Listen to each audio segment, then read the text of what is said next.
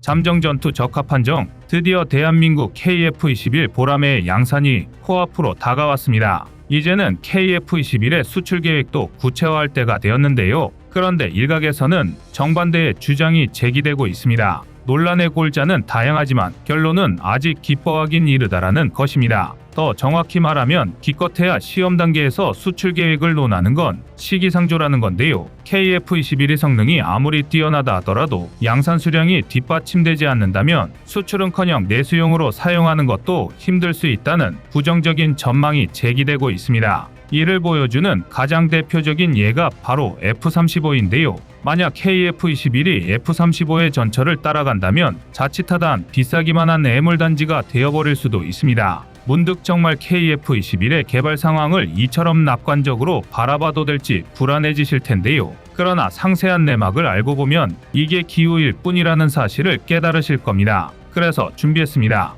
오늘은 왜 KF-21이 방산시장의 베스트셀러가 될 수밖에 없는지 그 이유에 대해 알려드리겠습니다.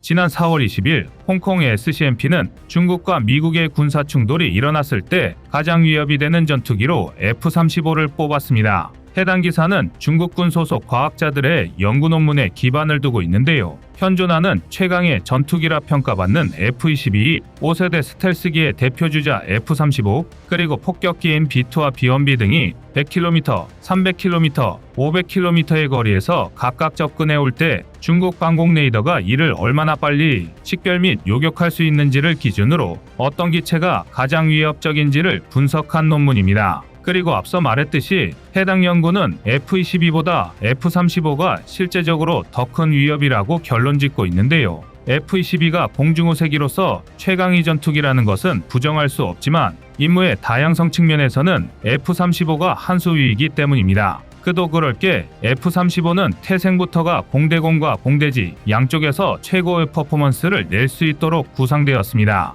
우선 스텔스 성능부터 RCS 값이 0.001제곱미터 수준일 정도로 레이더상에서 포착하는 게 극히 어려운데요. 이쯤이면 마하 1.6으로 날아가는 탑90을 레이더에 의존해 포착해야 한다는 말이나 다름없습니다. 비록 F-22의 RCS 값은 이보다 무려 10배나 작은 0.0001제곱미터에 불과하지만 특정 수치 이하로는 큰 차이를 느끼기 어렵습니다. 여기에 F-35는 멀티롤 전투기인 만큼 다양한 무장을 탑재할 수 있습니다. 그리고 무엇보다 내부 무장창에 4발, 외부 하드포인트에 6발의 무장을 탑재할 수가 있다는 게 큰 장점인데요. 폭장량의 총량만 따지면 약 8.2톤으로 스텔스 성능을 다소 희생하고 외부 하드포인트까지 전부 무장을 탑재한다면 전폭기인 F-15E와 비슷한 수준의 공대지 타격이 가능해지는 셈입니다. 이러니 중국이 F-22보다 F-35를 더 큰 위협으로 생각할 수밖에 없는 건데요. 여기서 끝이 아닙니다. F-35의 범용성도 중국 입장에서는 상당한 골칫거리입니다.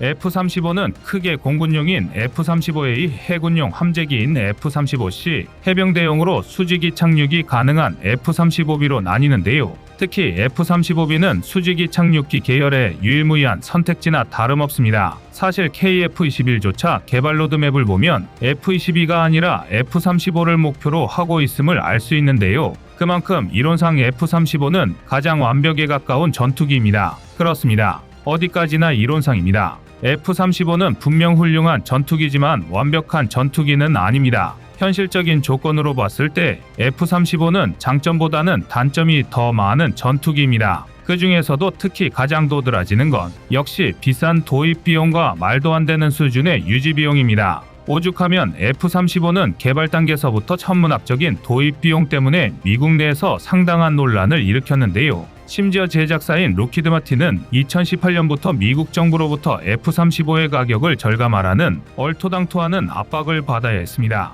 하지만 이 모든 노력이 무색하게도 F-35의 가격은 지금 이 순간에도 계속해서 상승하고 있는데요. 그 이유는 바로 규모의 경제를 이루는데 실패했기 때문입니다. 구매자와 사용처가 한정적인 무기류는 규모의 경제에 상당히 직접적으로 영향을 받는데요. 쉽게 말해 일종의 손익분기점에 해당하는 양상 수량을 충족하지 못하면 가격이 천정부지로 치솟게 됩니다. 일례로 일본이 자체 개발한 전투기인 F2는 개발 기간이 연장된 데다 수출에 죄다 실패하면서 100기도 채 생산되지 못했는데요. 이로 인해 예상가는 800억 원이었지만 실제 구매 비용은 이보다 1.5배나 상승한 1200억 원으로 책정되었습니다. 동급기인 F-16이 대당 360억 원 내외였음을 감안하면 3.3배 이상이나 비싼 셈인데요. 이런 비싼 가격은 방산시장에서 심각한 마이너스 효과이기 때문에 갈수록 규모의 경제에서 멀어지는 악순환이 반복됩니다. 그리고 이런 경향은 F-35에서도 고스란히 나타나고 있는데요. 그 중에서도 특히 F-35B의 문제는 심각합니다. 애초에 F-35B는 미 해병대가 353대, 영국 공군이 138대, 이탈리아 공군과 해군이 30대를 구매할 계획이었고 튀르키예와 호주, 스페인도 도입 의사를 밝혔었습니다. 그러나 미 해병대가 도입 대수를 대폭 낮추고 튀르키예가 미국과 외교 갈등을 빚으면서 F-35 프로그램에서 퇴출당하고 가격이 천정부지로 치솟았습니다. 실제로 2020년 싱가포르가 대당 2억 2,916만 달러, 하나로 2,682억 원에 F-35B를 구매했지만 반면 얼마 후 영국이 구매할 때는 가격이 3천억 원까지 올랐습니다. 조금 이상한 비유긴 하지만 F-35는 미국이 동맹국에만 판매하는 프리미엄 라인 전투기라고 봐야 하는데요. 도무지 합리적인 구석이라고는 눈꼽만큼도 찾아볼 수 없는 가격이지만 거의 유일한 선택지인데다 미국의 동맹국이 아니면 구매조차 할 수 없어서 F-35가 그나마 수출될 수 있었던 것입니다.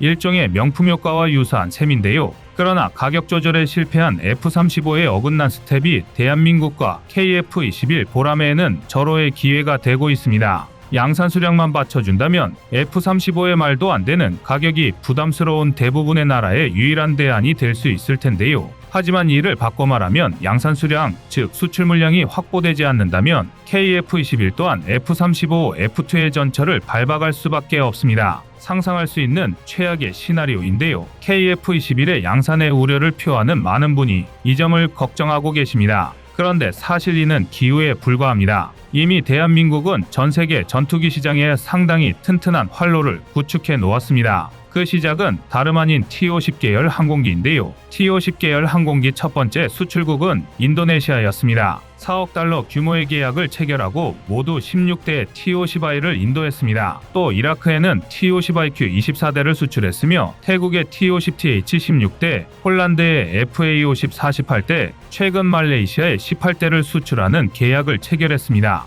이 밖에도 현재 수출을 추진 중인 사례도 다수 존재하는데요. FA-52 KF-21 수출의 마중물이 될 수 있는 이유는 바로 호환성 때문입니다. 당장 FA-52 전세계 전투기 시장에서 트렌드로 떠오른 이유도 F-16과 호환성이 높았기 때문이었습니다. F-16은 전세계 29개국에서 3,000대를 운용 중인 전투기계의 베스트셀러입니다. 조금 과장하자면 미국의 동맹국은 전부 F-16을 운용했거나 운용 중이라고 해도 과언이 아닌데요. FA-50의 설계 포인트는 여기에 있었습니다. 모태가 훈련기이기에 F-16으로의 전환을 상정했고 개발 단계에서 록히드 마틴의 도움을 받았기에 상당히 유사한 시스템을 갖추고 있습니다. 예를 들어 FA-50의 디스플레이 구성은 F-16과 상당히 흡사하고 조종을 위한 스틱의 위치도 F-16과 같은데요. 심지어 계기판 위치도 비슷해서 FA-50, F-16 간의 기종 전환에 소요되는 시간과 비용이 극단적으로 적습니다.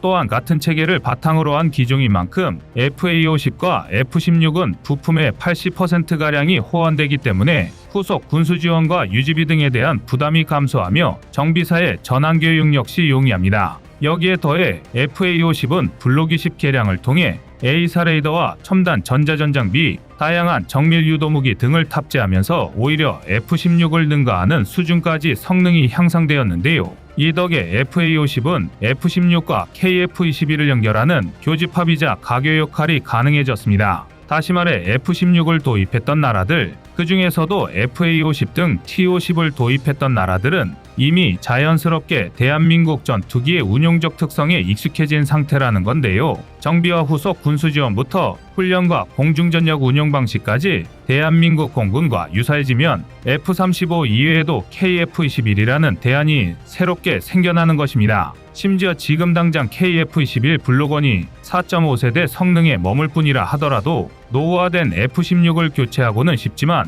F-35의 천문학적인 비용을 감당할 수 없는 나라들에는 유일한 대안이 될 수밖에 없습니다. KF-21의 정확한 가격은 개발이 완료된 시점에 공개되겠지만 현재 예상으로는 대당 가격이 800억 원에서 900억 원이 될 것으로 보입니다. KF-21보다 한 수 아래라고 평가받는 F-16V, F-15EX의 가격이 1000억 원에서 1200억 원에 형성되어 있다는 걸 감안하면 상당히 저렴한 셈인데요. 그나마 프랑스 라팔이 KF-21과 유일하게 경쟁할 수 있는 기종이지만 라팔은 미국의 전투기 무장과 호환성이 떨어져서 F-16 등을 주로 운용하는 나라들이 도입하기에 부담스럽습니다. 라팔을 믿을 급, 하이급으로 도입하려면 무장체계도 전부 바꿔야 합니다. 방위산업 관계자는 KF-21의 가격이 현재 예상치보다 조금만 더 낮아져도 FA-50을 넘어서는 수출 실적을 달성할 수 있으며 미국을 제외한 거의 모든 나토 소속 국가들에 판매될 가능성이 높다고 강조했는데요.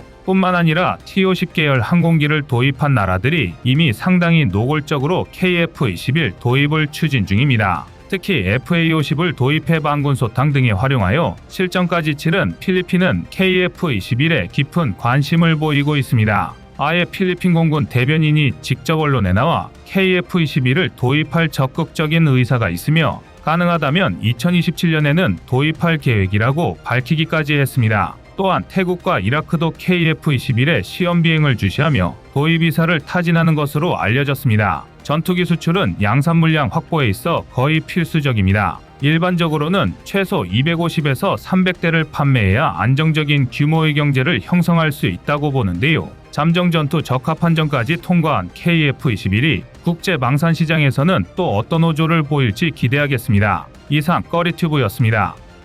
안녕하세요, 꺼리튜브입니다. 그동안 보내주신 사랑과 응원으로 1편 출간에 이어 이번에 꺼리튜브의 새로운 신작 세상에 밝혀지지 않은 현대무기 비하를 출간했습니다. 내용이 어려워 쉽게 다가서지 못했던 군사무기 이야기를 남녀노소 누구나 편하게 이해할 수 있도록 모아봤는데요. 그 누구도 알 수 없던 현대무기 비하의 숨겨진 이야기를 이제 온라인 서점이나 가까운 서점에서 만나볼 수 있습니다. 또 전문적인 군사무기 이야기를 알고 싶다면 꺼리튜브 1편인 대한민국 육해공 군사무기도 준비되어 있습니다.